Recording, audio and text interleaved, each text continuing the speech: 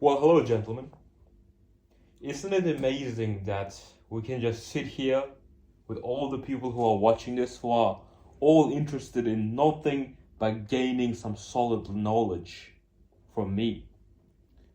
And you all know and trust that everything I say is going to be 100% pure, non corrupted, and designed to help you improve your life. In my opinion, that's absolutely beautiful. Now, the topic itself, though, is this one's going to get me a lot of hate. I've lived a very crazy life. I know people think I'm just some guy who just makes videos in his basement for no reason. First of all, I'm not in my basement. Secondly, I'm not just some guy. Thirdly, you're a pussy and a retard. And if I met you in real life, I could beat you in literally everything and beat your ass as well. I don't know why I had that little burst of anger then, but anyway. The way my life worked out wasn't something that I really anticipated, because since year one, I thought I would be a loser when I started school. Every sports day, every exam, every competition I've had, I always seemed to be really bad at. Whether it was us doing taekwondo, whether it was like swimming, tennis, I was always really bad at it. And by all statistics, I should have been at the bottom of the hierarchy. I would probably be, living like with my family and drinking milk every day and studying in university right now. That's the life that I had to live, that I would have lived. And I would be getting like really bad grades, but I would be passing. Why did I not end up as that guy? Because I would guarantee that 90% of people in my position in the Muslim community would end up like that. And the reason for that is because that's how the community works. That's how people end up when they live in the same script as everybody else in the community. But that's the thing. Because I was losing so hard, I knew that if I kept following the script, I would just lose harder and harder and harder. I would become a complete loser who wouldn't even be able to feed his family. But how can you think like that if you are part of a group that's so tightly knitted like the Muslim community in the West? And I say in the West because if you go to a Muslim country, things are different because you're living with a bunch of Muslims, you're all close together, and you can be a good brotherhood. When you are part of a Muslim community in the West, they expect and force you to follow these certain ideals that aren't usually based on Islam. They partly are because it's a Muslim community, but it's mainly just weaponized to make you do what everyone else is doing so that they can say we are better than the kuffar, we are better than the Jews, we are better than the Asians. It's all identity politics. And it's disgusting. The thing with identity politics is that it will never allow you to improve. Because imagine I was part of the Muslim community my whole life and I actually listened to what they were saying. I wouldn't want to drop out of university, because all my friends would be doing it at the same time. Their parents would be encouraging them. My parents, I wouldn't do it because then the community, people around me would see me as a loser. And that's the biggest motivator that any human can have. So I would be studying all day and getting bad grades. Regardless of me being this loser, I would just keep doing what everyone else is doing. For me to have dropped out and started learning martial arts and started these businesses and invested in real estate and became like a national level MMA fighter, it wouldn't make any sense to most of you guys, because it's like, where do you even get these ideas if nobody around you thinks like that? When I got into sales, I was making a lot more money than most of my friends who graduated university. When I got into martial arts, I was a better athlete than everyone I went to school with. I just beat them all in a fight. And every other physical aspect, except for these couple of sports that they played. But I feel really bad for people that I meet at the mosque who are hanging out with a bunch of people, and I see that their whole life is constricted by what these people think they should be doing. Now, I'm going to get a little bit more offensive now because I wrote down a bunch of notes to indicate why exactly you should start thinking freely for yourself instead of listening to the community. Now, there's this funny joke in Jiu-Jitsu where when someone's about to choke you out, or like they're about to submit you with an armbar, all these people do, because they don't want to feel like a loser, they say, "Oh, that's really good, but if you put your arm here and you pull backwards, you're gonna get a better choke." And then when they win, they're like, "Good job," and it sounds like they helped them, and those people act like they live to help people, but in reality, they just don't want to feel the embarrassment of losing, and everybody knows this. This gets a lot messier when they try to use Islam to feel superior to other people. A very good example is every single idiot on my Instagram comments who are saying like, "Oh, that's haram, you can't wear red, you can't say this, you can't speak like this," just flooding me with comments. And when you click on the profile of these people, none of them are following what they're saying. Like they will say, "Oh, you shaved your beard, you're haram, you shaved your beard." I'll click on their profile and they don't have a beard. Like, not even a shred of hair. He's wearing a suit like a good little white boy. Trying to be like the kuffar. So why did he do it? It doesn't make any sense. It's because they don't actually care about Islam. When they're alone in private, they don't care about it at all. They only care about it when it comes to the community and trying to feel superior to someone that they're jealous of. So they see me being a G. I got all this like attention from people online, and I'm doing these amazing things. Real estate here, national samba champion, sales, boom, boom, boom, doing these things, and they look at their life and they're a loser. So they're like, "How can I feel better than this guy? I have to teach him. That's not how you do a choke. Actually, there's the verse in the Quran that says this." And the problem with people like that is that they can literally twist the Islam and Hadith to indicate anything that suits them. And this is where corruption comes in. Because they will look at someone's life and instead of, trying to learn something because they're a loser, they'll pull out the verses that they never even read or cared about before. And they'll try to find a way to use them to make them look bad. "Oh, you might be better than me in everything and a better person and more practicing, but you're going to hell because it's one verse." What? You're a loser. Like what? You can't protect your family. You stay at home all day. How can you call someone else out like that? Just like this thing with using Islam to make people feel like that they're doing something wrong in comparison to them is probably one of the most corrupt aspects of the religion. And they've corrupted in the West. If you go to a Muslim country, this is not a thing. Like if you try to correct someone on their Islam, like instantly someone will say, "Dude, like you don't even pray. What the hell are you talking about?" And that guy never does that again. But in the West, because we've combined the softness of liberalism with Islam, we say, actually, you can still say it even if you're not following it because he's trying to teach you. You should be more respectful. Shut the hell up, bro. I'll knock you. I need my chill pills.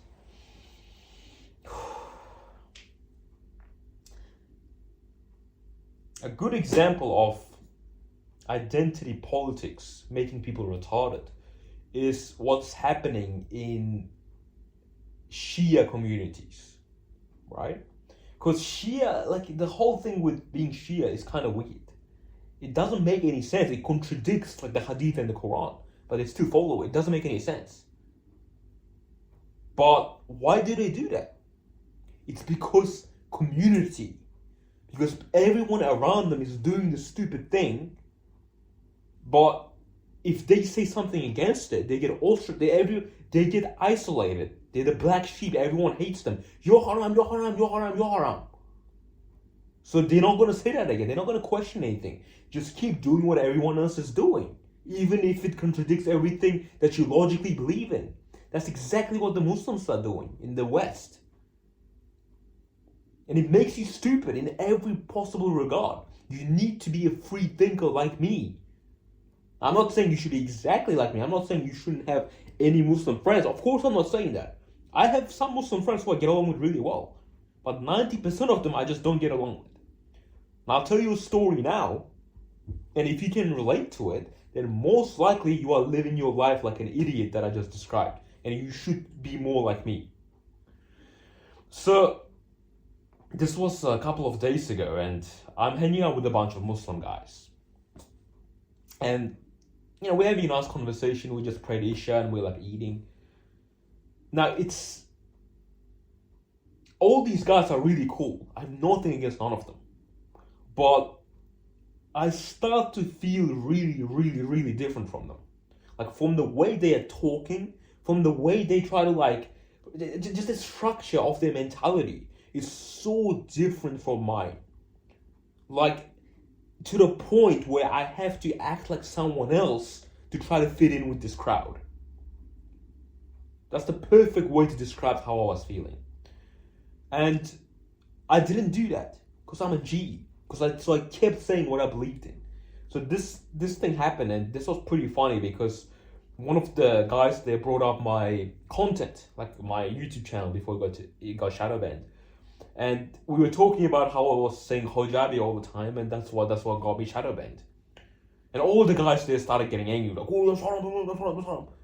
And I thought, okay, this has nothing to do with Islam, because the word hijab is not from Islam. And that was my argument. And one of the guys said, well, yeah, but it's used in an Islamic sense. I'm like, so you can just use anything in an Islamic sense and somehow that thing becomes sacred. So if you take a prayer mat, like your prayer mat, and you hang it up in your bathroom or something, that's haram? No, it's not. Because the prayer mat is not like a sacred item in Islam. It's not even mentioned in the Quran. It's you can't put something on the floor to pray, that's one thing, but you can't make that thing sacred. Same with the hijab. Women are told they have to cover their hair and this part of their body. And they can cover it with anything. We've invented the hijab to make it easier to cover those parts of the body. Completely makes sense. So, how can you, some random guy, try to tell me I'm haram for that? You are corrupting Islam. You are the one innovating. And then obviously the argument they say is, well, let's go ask the Imam. Well, the Imam will say whatever he thinks is right. And any Imam in this situation will say, well, of course you shouldn't say it. It's not a good thing to say. Just like if I ask him, is it okay for me to say 90% of people are retards? Or they say the word retard in the first place. He will say, no, you shouldn't say that because it's offensive. Of course. But for you to try to make it out to be haram, that's weird. Because all of you idiots in private are just talking about girls and smoking. Not these particular brothers I was hanging out with, I'm just talking in general. People will talk about, having girls and, having sex and shisha, getting drunk every night at the club, and as soon as someone says hijabi, it's like, whoa, that's haram, you're a bad person. I'm a better person than you. You do haram things every day. And then they keep coming up with more arguments. Well, you can't say that because you are exposing their sins. Whose sins? I just say the word hijabi. Whose sins am I exposing? Do you see how stupid this is? If someone says the same thing about guys, like we see imams talk about all the time, or the guys out going out to the clubs, they smoke shisha, are they exposing people's sins? No, they're just talking about the general trend of behavior. But as soon as it's women, now we throw in all these extra rules to try to cover them up. Do you know how much corruption this is bringing to the deen? You will face the consequences of that in the next world because you are corrupting it. There's nothing worse than that. Now, maybe I'm a bad person for saying hijabi, just like I'm a bad person for saying the word retard, for saying the word idiot. But guess what? People aren't perfect. People say things. People have emotions. This is why this world is a test. This world is a test. It's because we have the shaitan and then we have Allah subhanahu wa ta'ala guiding us. Right?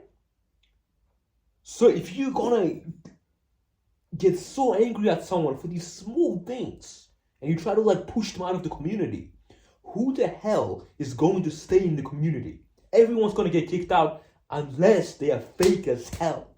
That's the only way you're going to be a normal functioning member in the Muslim community. Otherwise you'll just be at the bottom of the hierarchy and everyone will hate you and you're not going to want to live there. You're not going to want to interact with these people at all. Which brings me to my next point, which is Andrew Tate. Now, I've been watching Andrew Tate for a long time, since before he became a Muslim. And all the Muslims who were watching him before he became a Muslim. When he accepted Islam, he was praying. I thought that was the best thing that could have happened. I was so happy. I remember like at night, on that day, I was like staying up all night because I was so excited. It's quite a while ago. But just looking at the comments, looking at the way people were judging him after he reverted, I felt bad for him instantly and I knew this wasn't going to end well. He went on a podcast shortly after with that mafia guy, Michael Francesco or something, I don't know. And you've probably seen this clip where he was arguing with him for the sake of Islam. He was talking about Christianity. Andrew was saying, no, I'm a Muslim, like Islam is the best religion. And he started saying things like, oh, they believe in 100% of the Bible. And he started saying things that weren't like quite true. And then before he said that, he explained specifically, I'm not going to say anything because my Muslim friends will get mad at me and I'm not knowledgeable enough. I don't know anything. I'm a beginner. But this is what I think right now. That's what he said. Guess what the Muslim community did? Every single Muslim influencer cut up that clip and then posted it on social media. Oh, like that guy, Faid Fid, who's a pussy. This is really bad. I know you're a revert, but we should stop handing people out the revert card because man, you need to learn about Islam before you're gonna go online. Shut the hell up! Shut the hell up! What's wrong with you, bro? And this was everyone. Every single person was trying to make fun of Andrew and try to feel superior to him because he said this one thing wrong. And he clearly mentioned he wasn't knowledgeable, so he wasn't even hiding anything. 90% of these people just did it for views. They didn't actually care about they knew it wasn't causing any problems. They just wanted to feel superior and they wanted to get the views. And then everybody starts commenting on all his videos. That's haram, that's haram, that's haram, that's haram. You have music, you're wearing shorts, you should be praying. Blah, blah, blah. And then of course he stopped supporting Muslims. After that, he just started he completely abandoned Islam basically, from what I understand. I mean, he's probably still Muslim, I don't know. I can't say anything. But he completely stopped talking about Islam in all his podcasts. Whereas before that, he was saying good things about it every day. Now, the morons who are watching this will get triggered and say, Islam doesn't need Andrew, Andrew needs Islam, blah, blah, blah. That's just an emotional, stupid thing you're saying. Because obviously, Islam doesn't need anyone. But this doesn't change the fact that you morons, you idiot retards, chased one of the most influential voices in the world out of the religion. So you can argue all you want,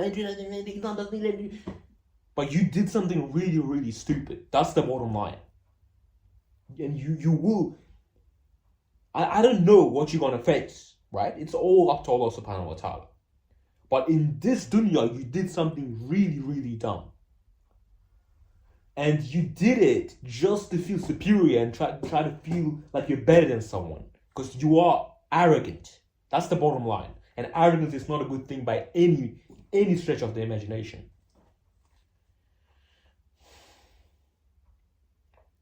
One thing that you people need to understand is that Islam doesn't have a monopoly on knowledge.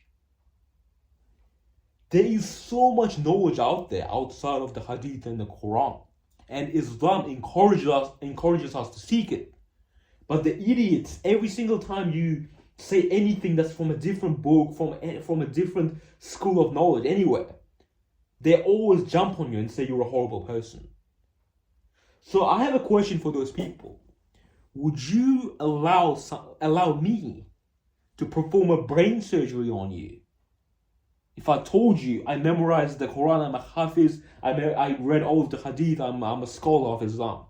Would you allow me to have a brain surgery on you? Dumbass. I personally wouldn't allow some guy who studied Islam to teach me how to manage my relationships with women, with my wives. Like, of course not, because that does not make him any more qualified than me, who's read books about it, who's experienced it. You know? And that's nothing to do with, like being anti-Islam. Because Islam doesn't oppose to you learning other things. If people only learned Islam, there wouldn't be a society. Islam is something to guide you in the right direction, but it doesn't mean that, just because you're not reading the Quran and the Hadith all day, it doesn't mean you're a bad person and you're not a Muslim. But that's how these people think.